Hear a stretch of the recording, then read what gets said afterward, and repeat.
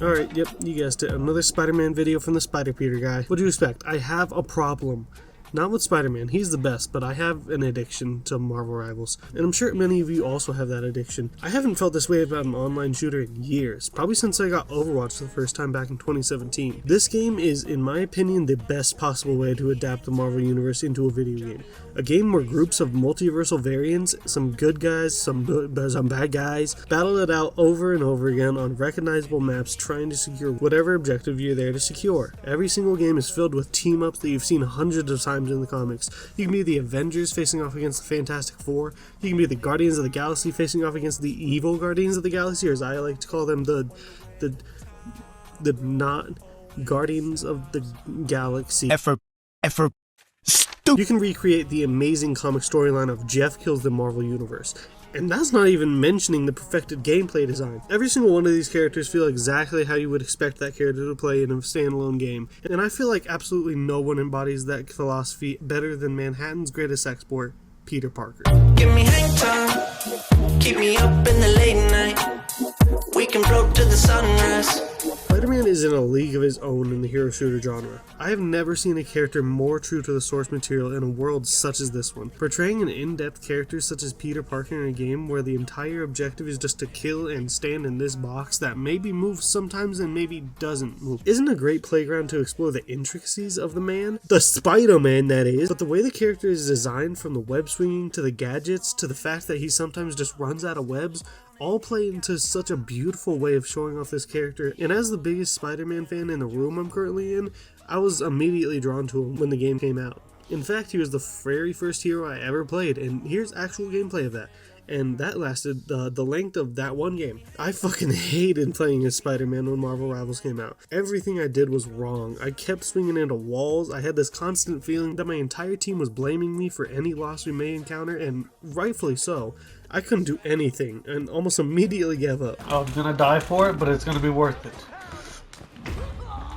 But that's not how we do things around these parts. Spider-Man is a character surrounded by roadblocks, challenges, hatred. In the Marvel Universe, he has a dedicated hater that lives his life solely just to talk shit about Spider-Man. This immediate disdain is not out of nowhere. In all actuality, Peter is just some random kid from Queens that got lucky and Spider bit him, but knowing who Spider-Man is proves that that's not true. It was never lucky or random. He was chosen because he has the heart and determination to wear that suit with pride and prove everyone wrong about him. I think that's why everyone is so drawn to the webhead. He's not remarkable, he isn't some super soldier that will die for his country, he isn't a billionaire with the ability to create anything with his mind desires, he isn't a literal god, he's just some teenager with the strength of spiders and some fluid that he seems to have a suspiciously high quantity of at all times. Who is Spider-Man jerking off? I'm trying to... But with all the odds stacked against him, he's still constantly proving that he is on everyone else's level, if not above them.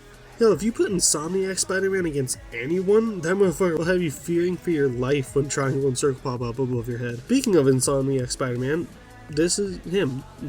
Now this is canonically the same Spider-Man that I was talking about in the previous video. This is Spider Peter. Now, I don't own that skin, so this isn't in all actuality Peter Man, but still. The different skins allow you to really change the vibe of each game. With the third-person perspective, it's no longer just some random-ass cosmetic you paid $20 for just so other people besides yourself can see it. It tells a story. Take this game I played recently. I was just vibing around as the web swinger, and I just so happened to be rocking the bombastic Bagman skin. And I spawned into this game on an elevator in the Baxter building.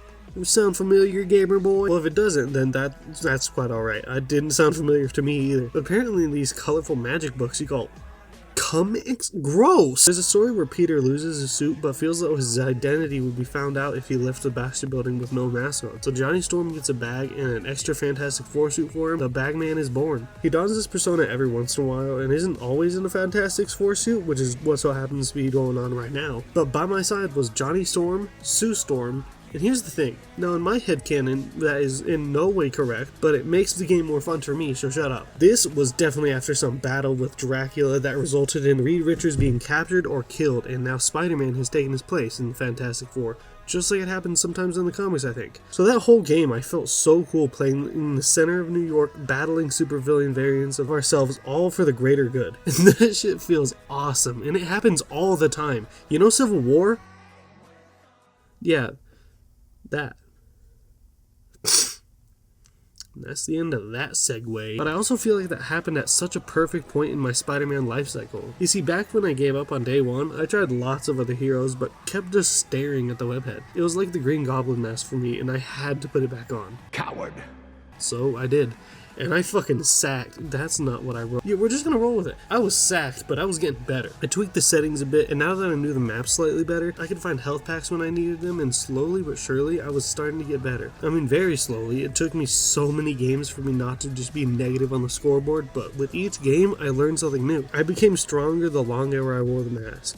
And it felt like I was playing Spider-Man the video game. This wasn't bootleg Overwatch, bootleg TF2 anymore. It was Spider-Man 3, Cumboy Goes to the Park. I started my origins rejecting the suit, then finally put it back on when my team needed me, and I faced off against many nemesis of mine, such as Venom, Spider-Man 2, fucking Jeff again.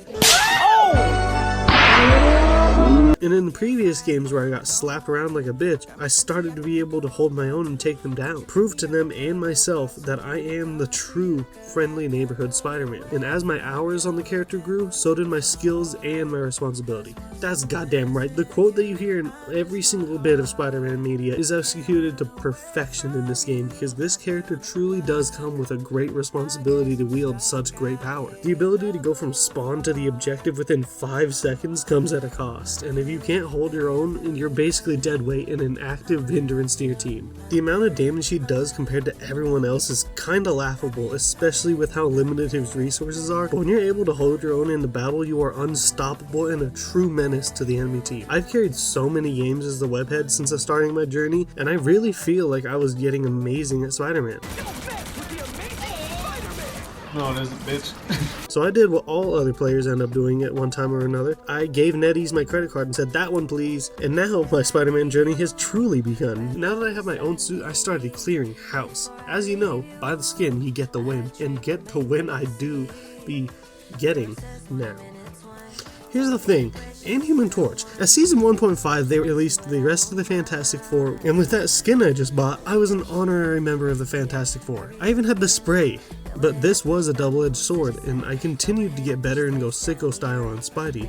But this update dropped and suddenly I'm getting clobbered on. Because my team isn't the only one with access to these new heroes, and now I had to learn to destroy the very team I once felt so close to. But with this update, I officially made up my mind. This game was always intended to be a Spider-Man game, and if you're not playing him, you're missing out. This update feels like a new chapter in Spider-Man 2 or something. With all this new power I gained, I can easily take Johnny out of the sky and punish him because of how good Spider-Man is with dealing with flying characters. However, with his shotgun style primary, Human Torch is one of the flying characters that can hold his own against me. So one evenly matched character added to the villain book. Now here's the thing. You can't make that joke like 3 times in a row. Fucking watch me, pussy. The Thing had a fun little thing where he can't be moved, so all of Spider-Man's tech is almost useless now. Spider has multiple gizmos in his kit that allow him to deal with different characters. Have a flying enemy? Attach a spider tracer to that bit and now you're the homing missile. Have a bulky ass tank on point? Just grab him and fling him off the map like a true Roadhog man. Or you can just get right up in their business, order a sandwich from the nearby bodega and still be in range to uppercut their bazoinkas into another planet. But with the Ben, you can't do that shit because he's just gonna stand there like you're trying to be the tickle monster, and that motherfucker does not like tickles one bit. He also has the ability that slams the ground and completely immobilizes you, and I don't know if you've quite noticed this, but Spider-Man is kind of mobile. Now I don't know about you, but that feels very Spider-Man heavy. I don't see any other characters having such major advantages and disadvantages thrown at him like the Spider is, and don't you dare point out any other examples in the comments. I'm just gonna plug my ears and scream so I can't hear you. And with the progression system in Marvel Rivals being introduced compared to other games, plus with this Lord icon, it allows you to actually pick your character more often, which is such a genius way to reward consistent gameplay. And I feel like by the time I got the Lord icon, that was about how long it took me to master Spider-Man. I felt like I've been getting better and better every day I play, but I think around 24 hours is when I truly felt like a good Spider-Man. I was proud of the shit I was pulling off and even had my best Spider-Man game ever. And I finally made it, and the game that I earned my Lord icon was one of the worst games I had ever played on Spider-Man. I didn't think I earned it at that point. Like, yeah, I had the pretty little picture in the corner, but everyone could see that I was not worthy of it. So I decided the only thing I needed left to do is go back to my roots.